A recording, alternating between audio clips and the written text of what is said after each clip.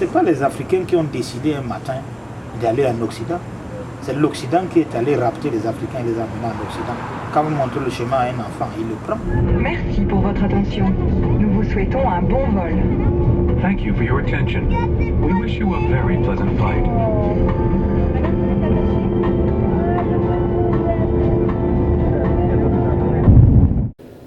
La vie au Canada, non seulement elle est chère, tout ce qu'on gagne, on le redépense. On est obligé de faire du jobbing, des petits jobs par-ci, par-là. Si sans cela, on ne parviendra pas à survivre. Autre chose aussi, il y a le mystère et le mythe. Il faut qu'on le démystifie. Parce que les gens qui sont là, quand ils retournent en Afrique, ils font croire aux autres que l'Afrique, que l'Occident, c'est le rêve, c'est la vie meilleure, c'est la vie idéale pour nous. En fait, si c'était à recommencer, j'allais rester chez moi, au Sénégal, souffrir que de venir ici, souffrir sans parents, sans rien. Et tu es là, toute seule, et que tu ne connais pas cette vie. Quand tu étais chez toi, tu étais entouré. Même si parfois c'est vrai qu'on sait en Afrique que ce n'était pas ça, mais il y avait des gens qui étaient là, qui étaient prêts à te soutenir, à t'aider, à te donner, même si tu peux rester toute la journée sans avoir de quoi manger. C'est sûr qu'il y aura un voisin qui va venir te donner à manger ou bien te donner un coup de main. Quand tu es malade, il est à ton chevet, te demander qu'est-ce qu'il ne veut pas, ce qu'il peut t'apporter. Franchement parler, honnêtement, je pense que ça, ce n'est pas une vie.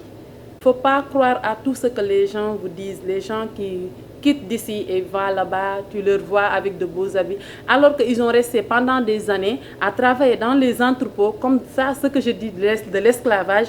Quand on travaille dans des entrepôts, par exemple, moi j'ai eu à faire ça, on reste debout toute la journée. On n'a que 30 minutes de pause. C'est comme si on est des machines. Tu n'as même pas droit à la parole. Un jour, j'ai discuté avec mon supérieur. Et quand je discutais avec lui, il me dit, Binta, si le travail ne te plaît pas, parce que je lui disais que ça, c'est de l'esclavage. Parce qu'en fait, c'est ce qu'il dit. Il dit à les autres employés que moi, je suis une fille révoltée. Et quand je lui disais ça, il me dit, Binta, écoute, tu n'as pas donné ton idée. Tu fais ce qu'on t'a dit de faire et puis un point. Parce que là, le temps que tu prends pour parler avec moi, c'est du vol. Parce qu'il dit qu'il perd, je parle avec lui, le temps que j'ai pris pour discuter avec lui. Pour lui, il y a des minutes que je suis en train de voler sur l'argent qu'il doit me payer. Parce qu'eux, ils raisonnent comme ça. Ce qu'ils vont donner, l'effort physique, ce n'est pas leur problème. L'essentiel, ils veulent leur production, que ça marche. C'est ce qui les intéresse.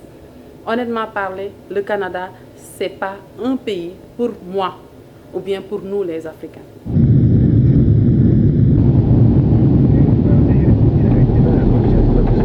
Madame, monsieur, nous sommes arrivés à l'aéroport international de Douala.